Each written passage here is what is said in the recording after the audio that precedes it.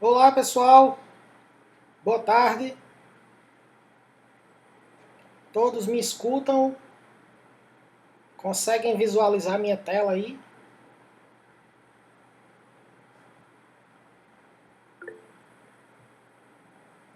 Show de bola. Beleza, daqui a pouco, né, só avisando a vocês que a aula está sendo gravada, certo? Avisando aí de antemão que a aula está sendo gravada. E que posteriormente, ao término da aula, eu vou estar postando para vocês aí, né, o link do vídeo lá na plataforma com a gravação dessa aula, beleza? Daqui a pouco eu vou dar uma passeada aqui, né, na galera que está online, mas já adiantando aqui, vamos lá. Né? Essas aqui são as pessoas que estão online nesse momento, né? Só são 11 alunos, certo? Mas a ideia é que eu acho que a galera vai chegando aí daqui a pouco, né? Então vamos lá, vamos perder tempo não. Então galera, para essa nossa aula de hoje eu vou fazer uma revisão sobre os conteúdos que foram apresentados para vocês, certo? Então vamos falar inicialmente sobre Ethernet e os dispositivos de comunicação, certo? Então vamos começar com essa temática e daqui a pouco a gente fala sobre endereços IPs, ok? Então vamos lá. Primeiro, né, Ethernet é a tecnologia adotada para a transmissão das redes locais, mas nem sempre, galera, foi assim, certo?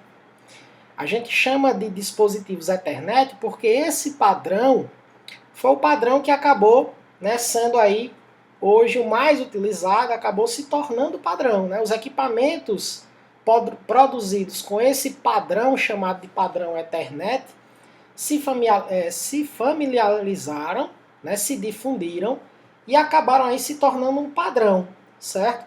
Mas esses dispositivos nem sempre, né, foram padrões, né? Existiam outras tecnologias que não a Ethernet que também, né, tinham suas conexões de internet, como por exemplo, né, mais antigamente existiam essas outras tecnologias como o FDDI, o token, o ring, né, o ARCnet, né?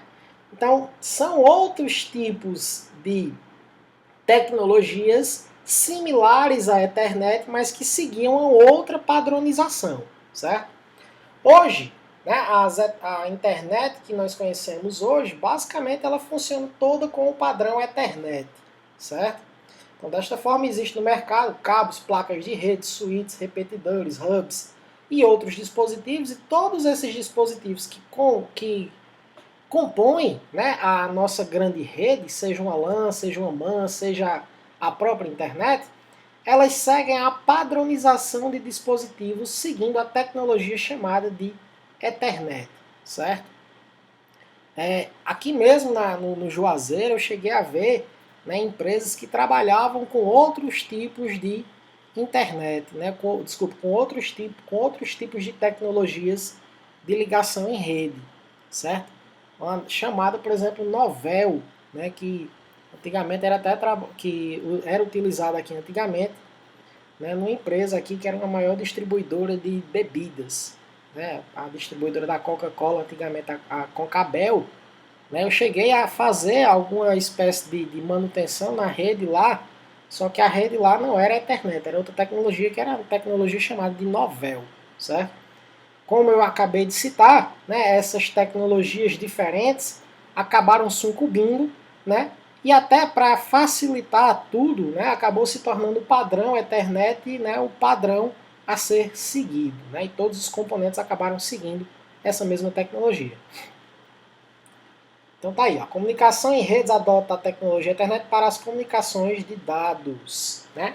E aí quando a gente fala em dispositivos Ethernet, né, a gente já viu que existem basicamente três divisões de categorias de dispositivos Ethernet. Né? Existem outras, mas atualmente essas três aqui são as que a gente mais utiliza, que é a Fast Ethernet, a Gigabit Ethernet e a 10 Gigabit Ethernet.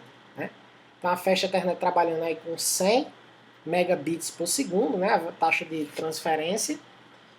A Gigabit, né, Ethernet, que trabalha com a taxa de transferência de 1 GB, e a de 10 Gigabit Ethernet, logicamente 10 gigabits. Né? Isso aqui a gente até já estudou em aulas anteriores esse conteúdo aqui, certo? Então, essa daqui são as principais divisões aí, né? E evolução da tecnologia Ethernet e a tendência, né, que esses equipamentos eles vão evoluindo, ganhando cada vez mais, né, como é que chama? Capacidade de transferência, né? E aí vamos falar sobre os dispositivos. Todo dispositivo de rede, galera, ele pode ser enquadrado ou dividido aí apenas em dois grupos, que são os dispositivos chamados de ativos e os dispositivos chamados de passivos, certo? Então, existe essa qualificação aí que você pode categorizar os dispositivos de rede, certo? Quando eu falo em dispositivo de rede, galera, entenda como tudo que faz parte de uma rede. Desde o cabo, desde da antena de transmissão, desde do RJ45, né, do conectorzinho, né, ao switch, roteador, ou seja, todo e qualquer componente, todo e qualquer dispositivo de rede, ele vai poder ser enquadrado em um desses dois grupos, ativos ou passivos. O que são os ativos? São responsáveis pela comunicação realizada pelos mais variados dispositivos atuantes na rede.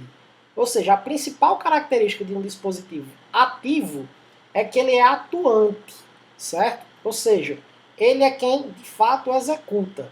Então, exemplos aí desses dispositivos atuantes, nós temos servidores, estações, hubs, repetidores, pontos, switches, né, os roteadores. Então, todos esses camaradas, né, que basicamente eles são energizados, vamos colocar assim, né, que eles, né, trabalham energizados, eles são dispositivos ativos, né?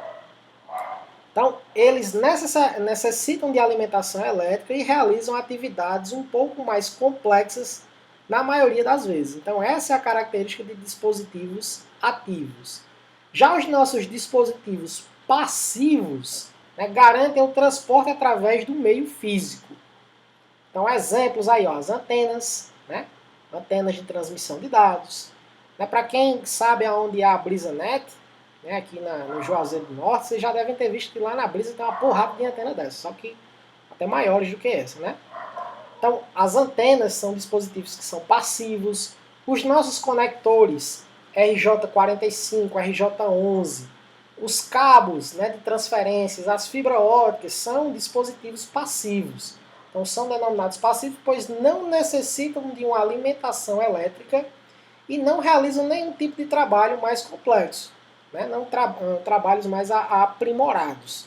Então, eles servem aí realmente de meio físico de transmissão. No caso aqui das antenas, né, através do meio físico de transmissão, que são as ondas de rádio. Beleza? Galera, até aí tá tranquilo? Confirme aí, por gentileza, para mim no chat. Pessoal, ainda estão aí? Beleza. Então vamos nós. Vamos continuar.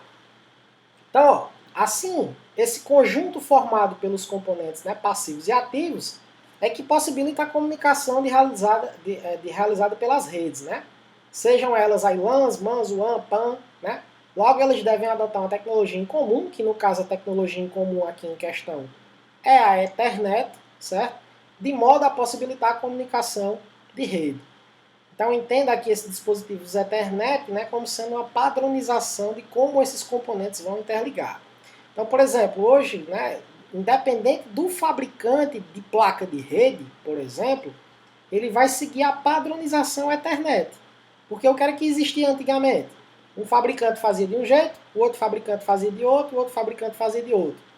E esses três fabricantes, se você tentasse conectar os computadores, você não conseguia. Por quê? Porque o computador X, por exemplo, estaria com o fabricante X e um outro computador estaria com o fabricante Y. Então, o computador X não conversava com o computador Y porque a tecnologia adotada era diferente. Agora, independente do fabricante da placa-mãe, ou desculpa, da placa de rede, ou do cabo, ou dos conectores, ou das próprias antenas, né, roteadores, o que seja, eles seguem a padronização Ethernet e esses componentes eles trocam informação, ou seja, existe a possibilidade de comunicação de rede entre esses componentes, mesmo sendo de fabricantes diferentes. Por quê? Porque existe agora uma padronização da tecnologia e o nome dessa tecnologia se chama Ethernet. Beleza? Vamos falar agora sobre os nossos dispositivos, certo? Que são aí os dispositivos de rede. Todos esses dispositivos que eu vou estar falando aqui para vocês são dispositivos ativos, certo? Então a gente vai falar sobre repetidores, hubs, placas de rede, pontes ou bringer, né, que é a mesma coisa, em tradução do inglês, switches e roteadores. Então a ideia aqui é eu explicar para vocês para que é que serve cada um desses componentes numa rede de computador, ok? Então vamos começar pelos repetidores, né? Repetidor, né? Hoje é até comum, né? Nós temos repetidores, principalmente os repetidores wireless, certo? Mas no passado os repetidores eles existiam para interligação a grandes distâncias, certo? Principalmente quando era superada a capacidade de distanciamento dos cabos. Como a gente estudou nas aulas anteriores, né, os cabos, né, de pá trançado, eles têm uma limitação aí, né, de 100 metros, né, para que ele consiga comunicar um segmento com o outro. Então imagine aí, ó, né, que eu tenho uma empresa, né, e essa empresa aqui tem um departamento aqui que tem 5 computadores. Vamos imaginar aqui que é um departamento como financeiro, né, tem 5 computadores. Mas eu quero interligar esse departamento financeiro com os computadores da direção. Então, tem 2 diretores a empresa. Então, o segmento 1 com o segmento 2.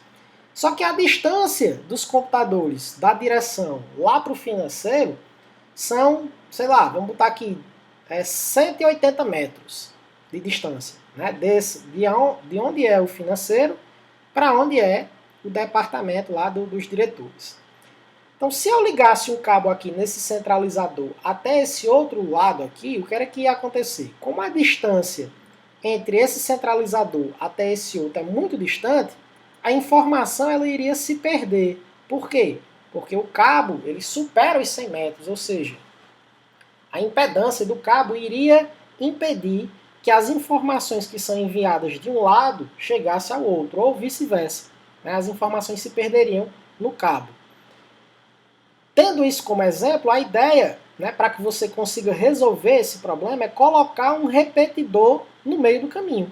Né? Então, eu vou agora dividir essa rede e fazer com que essa parte desse cabo aqui seja inferior a 100 metros, bem como essa daqui também seja inferior a 100 metros. Né? Se era 180, vamos supor, vou botar 60 metros aqui e mais 60 metros aqui.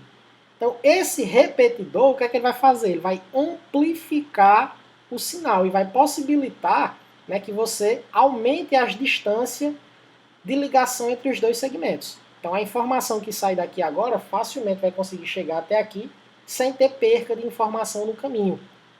Porque eu coloquei esse repetidor no meio para quando a informação chegar aqui ela ser amplificada, ganhar mais força e chegar até o outro lado.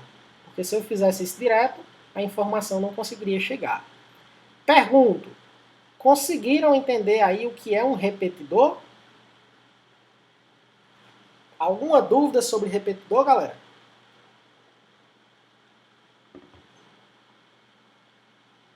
Show. Então, se entenderam aí, vamos seguir.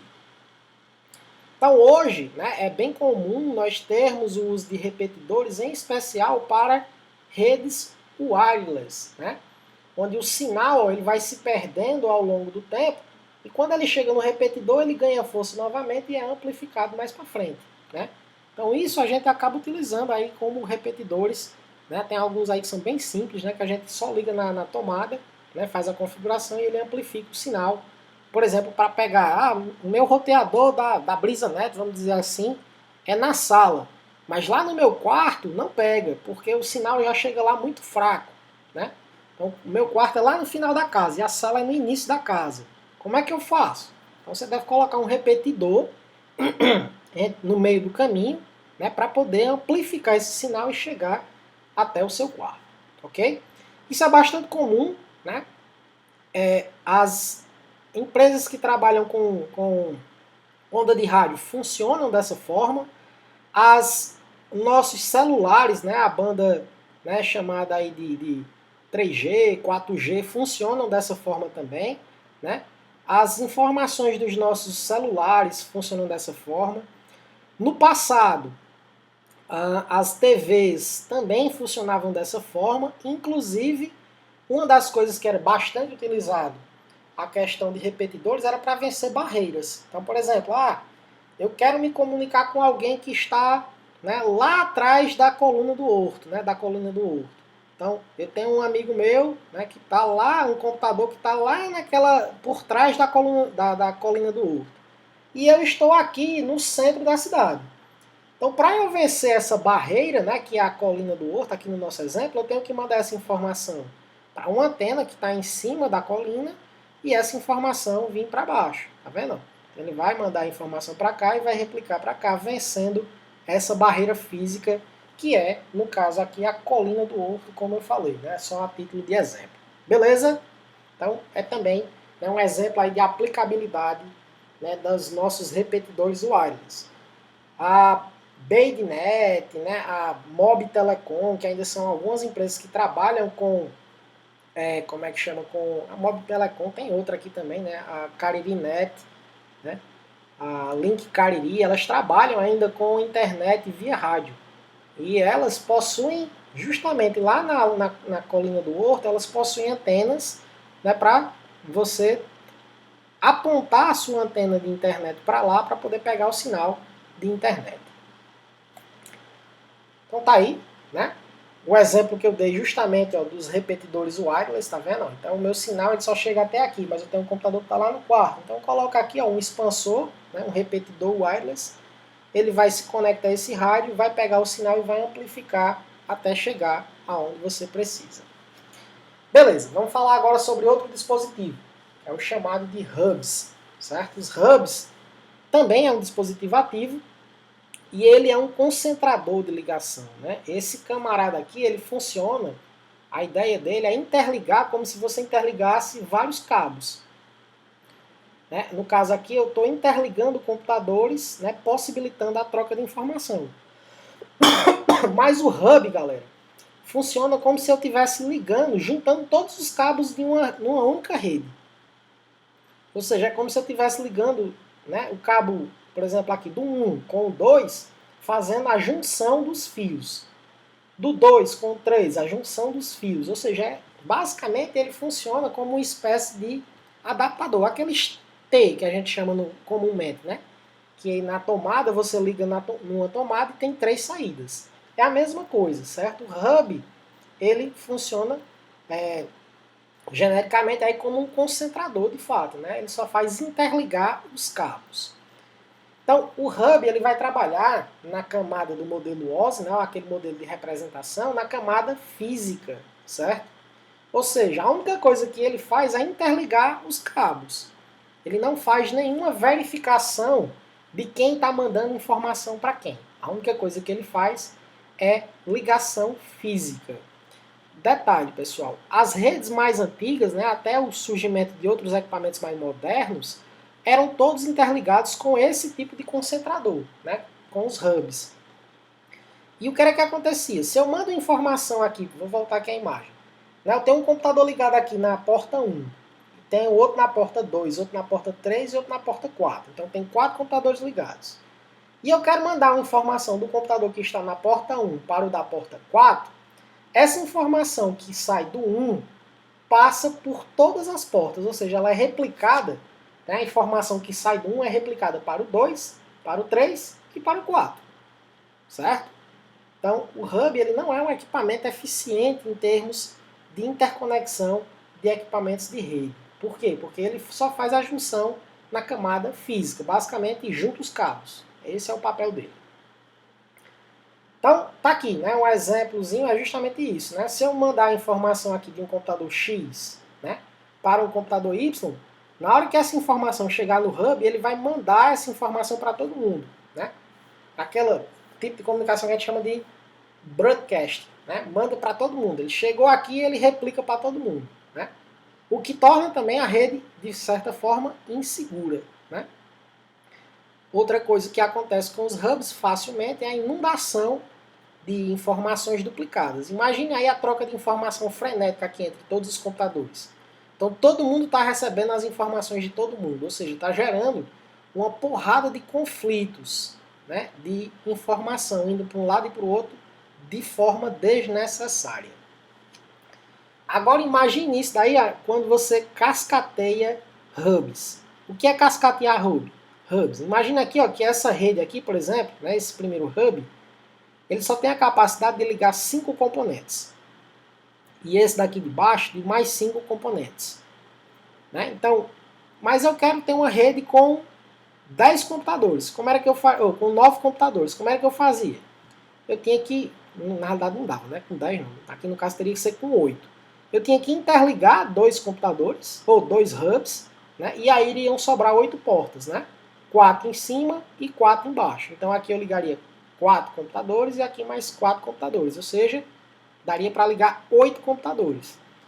Só que, como eu estou utilizando hubs, né, com 8 computadores, aumenta ainda mais a complexidade de pacotes indo e voltando. E agora ele está trocando informação, né, por exemplo, se eu mando informação aqui do computador que está no 1 para o 5, além dele replicar com a porta 2 e 4, ele vai mandar também para a porta 3, que por sua vez vai mandar aqui para a porta 1 desse daqui, que por sua vez vai mandar para todo mundo que está aqui embaixo.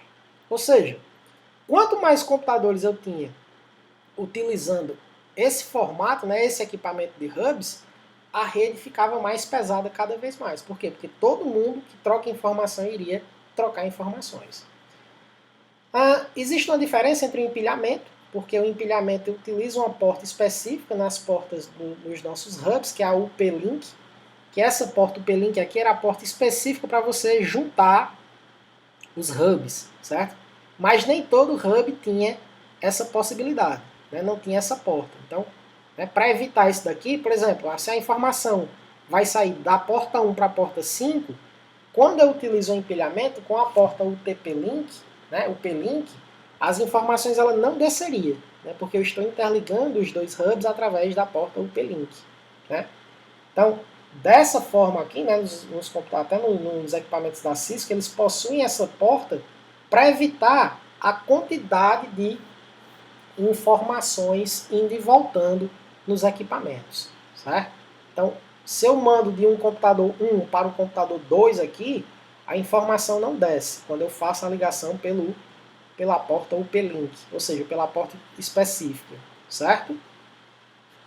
Galera, entenderam aí essa parte do empilhamento e a parte do cascateamento e do hub, o que é o hub? Ficou tranquilo aí?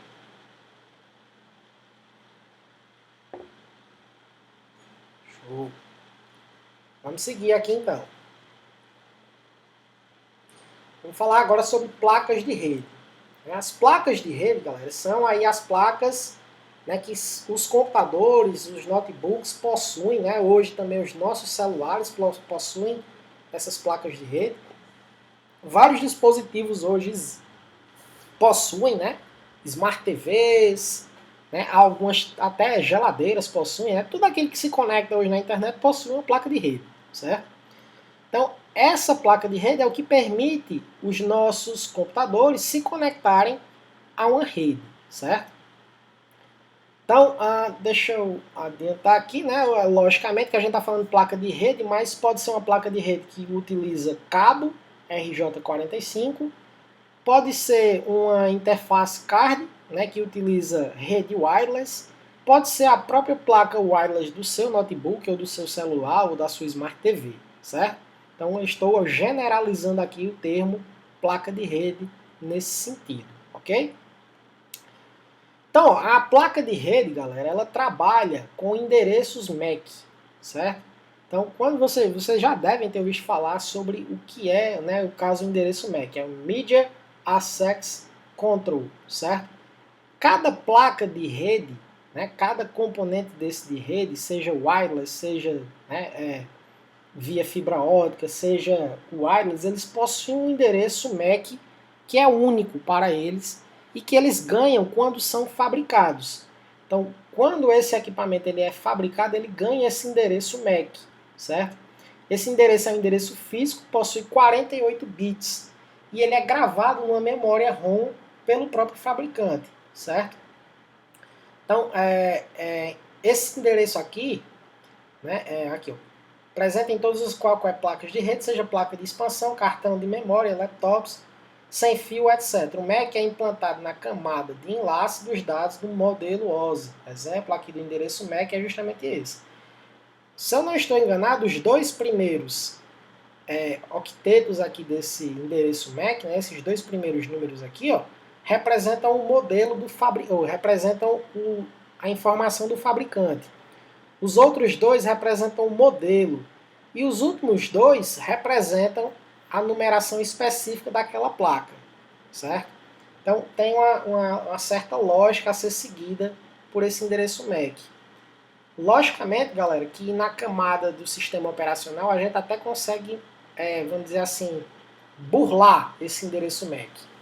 Mas nas camadas mais baixas, né, não tem como você burlar isso daí não. Mas no sistema operacional você consegue modificar esse número. Mas esse número na camada mais baixa, esse sempre será o número da sua placa de rede. E detalhe, viu, galera? É por aqui também que geralmente, né, a Polícia Federal, quem faz aí perícia forense computacional, vai identificar de onde saiu alguma informação e foi para o outro lado. Né, é pelo seu endereço MAC. Porque esse número aqui é um número único. Ele é gravado pelo fabricante, né, e esse número aqui é o que identifica a sua placa de rede. Como eu falei, ela pode ser trocada a nível de software, mas a nível de hardware ela não é alterada, certo? Então tá aí o endereço MAC, então até tá aqui, ó. É o endereço MAC, a identificação do fabricante cabe aos 3 primeiros octetos. Então, ó, os 3 primeiros, na verdade não os 2 não, esses 3 primeiros aqui, ó, representam aí o fabricante. Já os 3 últimos octetos implementados pelo fabricante da placa de rede. O MAC, assim como nossa impressão digital, é teoricamente um endereço único. Deste modo, não deve existir duas placas, né, com o mesmo MAC, ok? E aí, ó, como vocês podem observar, a placa de rede ela já trabalha na camada de enlace, certo? No modelo OSI ela já trabalha na camada de enlace. Ou seja, não é mais físico, já é algo, né, que você consegue ter como uma espécie de número que identifica aquele computador. Com essa capacidade agora de eu ter um endereço que identifica cada componente na rede, os computadores agora conseguem fazer trocas de informação mais precisas, onde eu posso mandar agora informação de um computador X especificamente para um computador Y, e não mais, né, mandando para todo mundo. Né? Eu posso mandar agora informação em unicast, né, saindo informação de um computador X especificamente para um computador Y. Né? Certo? E aí os dispositivos como as pontes, eles já trabalham nessa camada de enlace. Então as pontes são dispositivos ativos, utilizados para permitir a interconexão de dois segmentos de redes. Assim, esses dois pontos passam a formar uma mesma rede. Então veja, né, que a ponte ela funciona, né, de certa forma como um repetidor. Só que a diferença é que a ponte ela possibilita que você faça parte da mesma rede, de fato. Porque agora esse camarada ele vai trabalhar na camada de enlace. Então antigamente existiam os cabos com cabo coaxial ou patrançados com hubs. Assim o uso de pontes dividia a rede em segmentos menores. Né? Então tinha dois segmentos, reduzindo o volume de colisão e melhorando o desempenho das redes. Então é também uma das vantagens aí de você utilizar a ponte. Né? Se você tem, né, no caso aqui, deixa eu ver se tem algum exemplo. Tem. Então, imagine aí, ó, que eu tenho essa situação. Né? Um hub, dois, três hubs. E, ó, 1, 2, 3, 4, 5, 6, 7, 8, 9, 10, 11, 12 computadores. Todos eles interconectados com hubs. Ou seja, se eu mando informação aqui do computador A para o computador C, essa informação que eu mandei para esse hub vai ser replicada para todos desse daqui. Essa informação vai ser replicada para todo mundo daqui. Vai ser replicada para todo mundo que está aqui e para todo mundo que está aqui. Gerando assim uma porrada de informação desnecessária. Com a ponte, o que é que acontece? Quando eu coloco uma ponte aqui entre esses dois caras, esse camarada não deixa mais que a informação que eu quero mandar, por exemplo, desse camarada para esse, seja replicada para esse lado. Então essa informação vai sair daqui para cá e só vai ser replicada com esses camaradas que estão aqui desse lado do hub. A ponte, ela não permite que essa informação venha para esse lado e gere, né, informação desnecessária nesse hub do lado de cá. Beleza? E aí vamos falar agora, né, sobre os dispositivos mais atuais, né, no caso o nosso switch. O switch, galera, é um dispositivo também ativo e ele faz uma filtragem, né, para encaminhar os pacotes. Então, ele faz uma ligação máquina por máquina que está interligado com ele. Qual é a grande diferença entre o switch e o hub? Imagine, por exemplo, que eu tenho um computador ligado aqui, né, que eu tenho 24 portas nesse switch. Imagine então que eu tenho em cada uma dessas portas 24 computadores ligados. E eu quero mandar a informação do computador que está ligado na porta 1 para o computador que está ligado aqui na porta 14. Se isso aqui fosse um hub, a informação que eu mando do 1 para o 14 seria replicada para todo mundo. Mas como isso aqui é um switch, o que é que ele faz? Ele abre, verifica o pacote e ele só manda a informação do 1 para a porta 14, certo? Mas por que ele consegue fazer isso? Porque o switch, diferentemente do hub, ele trabalha na camada de enlace. Então ele verifica aqui, ó, a porta 1 quer mandar, né, que tem um endereço MAC tal, quer mandar a informação para a porta 14 que tem um endereço MAC tal. Então ele faz esse encaminhamento aqui direcionado. Então, os nossos switches, eles atuam na camada de enlace, que tem endereço MAC.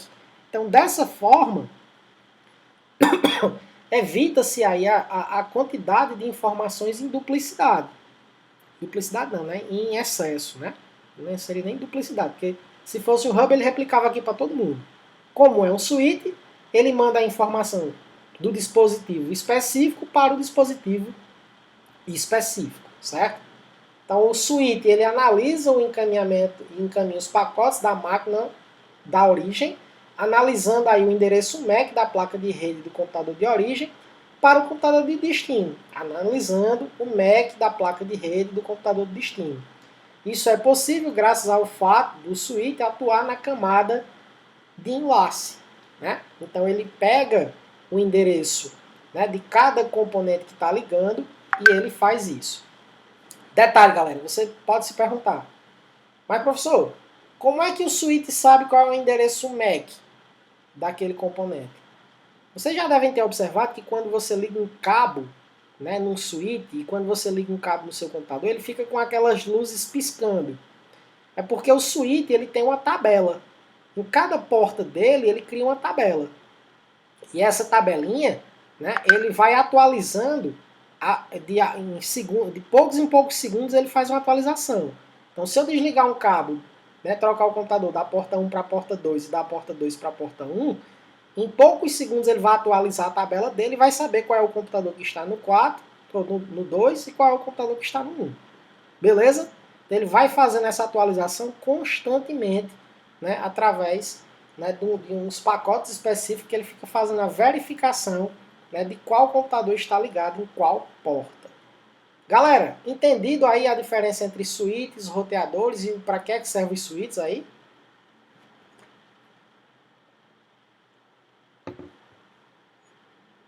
Beleza.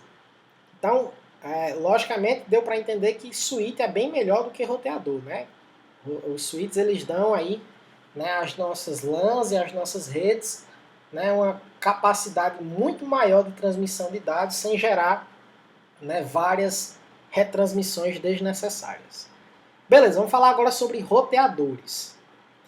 Roteador, galera, é um dispositivo, como o próprio nome fala, ele cria rotas, certo? Então, o roteador, ele cria rotas. Roteadores, eles interligam redes, certo? Então, roteadores são basicamente os dispositivos que possibilitam a internet como a gente conhece hoje, certo? Então, eu posso hoje acessar um computador X lá na China sem saber nada dele, graças a um roteador, porque o roteador é o que cria as rotas. E detalhe, ele escolhe a melhor rota, certo? Então, a internet ela se torna cada vez melhor, né? Justamente por conta das rotas escolhidas pelos nossos roteadores.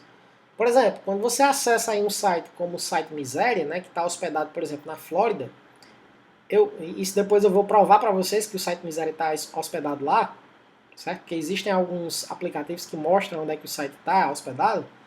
Pode ser que para mim acessar o site, esses pacotes do site Miséria venha pela China. Ou que esse site, né, que ele venha pela rota submarina que liga o Brasil diretamente aos Estados Unidos. Então, ele sempre vai escolher a melhor rota.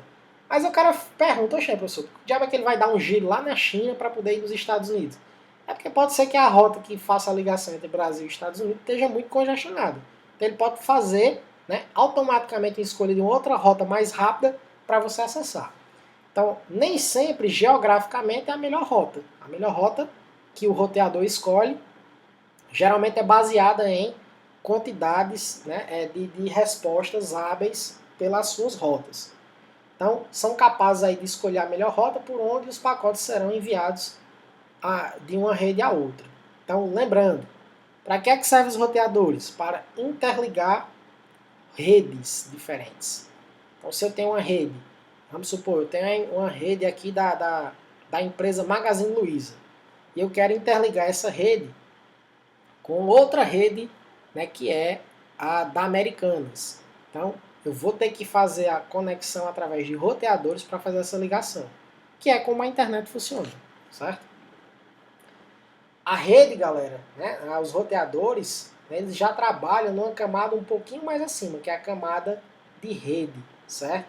Eles trabalham na camada de rede do modelo OSI, assim lidam com protocolos IPs, né? Então, o roteador, né, para ele funcionar da forma correta, ele não vai trabalhar mais apenas com o endereço MAC. Ele vai trabalhar agora com um protocolo chamado de IP, que vai ser o tema daqui a pouco do conteúdo, certo? Então, os roteadores permitem a interligação de redes diferentes. Então, independente da rede, né, do computador, ele consegue fazer a interligação. Então, se é, por exemplo, a rede do Magazine Luiza querendo se conectar com a rede da Americanas, o roteador fazendo essa ligação entre os dois, você consegue interligar esses camaradas e fazer com que eles estejam na mesma rede. Que é o que eu estou falando para vocês, que é a mesma coisa, né, da nossa querida internet. Beleza? Então tá aí, né? Imagine aí que você tem uma empresa, né, onde você tem, né, uma parte que está no Maranhão, outra que está aqui no Ceará e outra que está em São Paulo, né? Então, para fazer a ligação e fazer com que esses computadores estejam na mesma rede, eu preciso de interligações através de roteadores. Hoje a gente usa, por exemplo, a internet, mas a internet em si é isso aqui, ó. É esse miolo aqui que vocês estão vendo. A internet, como a gente conhece, é a junção de vários roteadores interligados uns aos outros, certo? Outro dispositivo, né, que acabou hoje em desuso, mas é o modem. Né? O modem tem esse nome, pois ele modula o sinal, ele converte, né, um modulador. Né? Esse modem ADSL, antigamente, ele modulava, né, o sinal analógico que vinha pelo sinal das redes telefônicas em sinais digitais. Então ele era um modulador. Esse outro aqui é um modulador de sinal, né, de ondas telefônicas através de GPRS. Né? Então ele transformava o GPRS em ondas digitais, né, para o nosso computador também. Né? Então o modem ele é nada mais, nada menos do que o conversor de uma determinada meio de transmissão, que no caso aqui poderia ser, né, um meio analógico, como, né, a rede telefônica, para um meio digital. Então ele modula o sinal. Por isso que ele chama de modem, certo? Bem, esse exercício aqui vocês já fizeram, né, e eu vou, daqui a pouco, né, amanhã, na próxima aula, eu vou estar disponibilizando outro exercício para vocês. Galera, sobre essa parte do conteúdo, ficou alguma dúvida? Podemos passar para a próxima parte da aula. Alguma dúvida aí sobre dispositivos? Ficou claro aí tudo? Tá tranquilo? Podemos passar aí para o próximo assunto? Pessoal, ainda estão aí? Beleza. Vocês sempre são assim bem interativos nas aulas de vocês, que, pelo amor de Deus, eu estou falando aqui sozinho hoje, né? Vamos lá, galera. Vamos trabalhar agora com endereços IPs e aí, né, a gente vai fazer algumas demonstraçõezinhas, né? Vocês conseguiram instalar o Packet Trace aí, todo mundo? Não?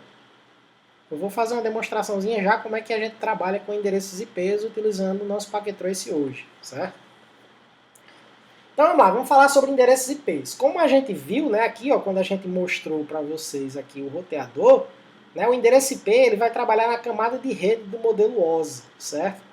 Então, o endereço IP, né, nada mais é do que um identificador do seu componente na internet, né? Como comunicar e ou localizar uma máquina na internet.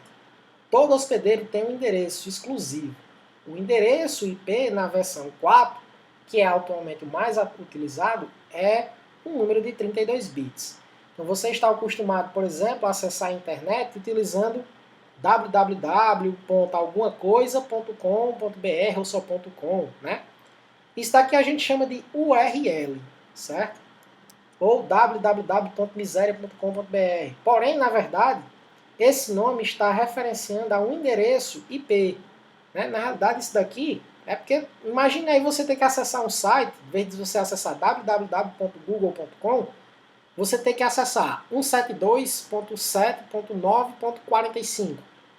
Ou então, se você for acessar o site da Globo.com, você tem que acessar 183.42.5.7.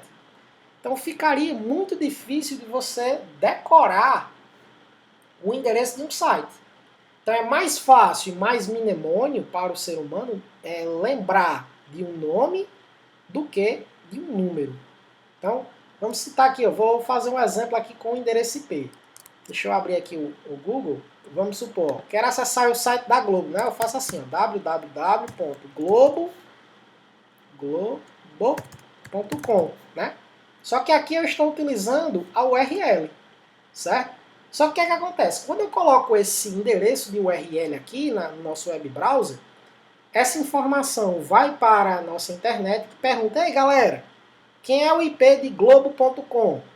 Aí, né, existe um dispositivo que a gente vai falar mais à frente que responde, ó, o endereço de globo.com é 172 alguma coisa, alguma coisa, alguma coisa. Aí você acessa pelo endereço IP. Ah, professor, mas como é que eu consigo confirmar isso? Eu vou mostrar aqui para vocês através do terminal. No computador de vocês aí, né, no caso aí, vocês podem abrir aí o prompt de comando e fazer esse mesmo código que eu vou estar fazendo aqui, ó, que é o ping. P-I-N-G. Aí eu vou dizer, ó, eu quero que você pingue para www.globo.com. Opa, globo.com. Tô gagando o dedo hoje. Então, ó, ele vai me retornar qual é o endereço IP do site da Globo. Então, o site da Globo é 186.192.81.5. Se eu fizer isso daqui, ó, o que é que eu vou fazer aqui agora? Eu vou abrir uma nova página no meu web browser e vou digitar esse IP, ó, 186.192.81.5, não é isso? É isso mesmo. Então veja que agora eu estou acessando pelo endereço IP do Globo. Se eu dou um Enter, o que é que ele vai fazer? Ele vai me abrir o site da Globo.com. Só que, logicamente, ele não abriu tudo, né? Mas se eu vim clicar aqui, ele já abriu. Ou seja, esse aqui é o endereço IP do site da Globo. 186.192.81.5. João Pedro está perguntando, Ctrl mais R, né? Isso, isso mesmo. Escreve CMD para abrir o CMD e digita aí, ó, ping, né? Ping, para quem não viu, é assim, ó, ping, né? Ping. Aí eu pinguei para www.globo. Bicho, eu tô gaguinho dos dedos hoje. Globo.com. Tá vendo? Foi esse o código aqui que eu digitei lá no terminal, lá no prompt de comando, certo? Aí ele vai ficar me dando aqui, ó, ele tá me dando esse número. Detalhe, galera, vocês vão observar que se vocês acessarem aí, pode ser que não seja esse IP da Globo, porque a Globo ela utiliza, né, como as grandes empresas, um balanceamento de carga. Então, por exemplo, a Globo uma hora é esse IP, outra hora é outro, porque ela vai balanceando a carga dos servidores. É algo que eu vou trabalhar com vocês mais à frente, certo? Vamos fazer um teste aqui para outro site. Vamos testar aqui ping para www.miseria.com.br. Opa, não achou. Tá funcionando o site da Miséria? É .com.br?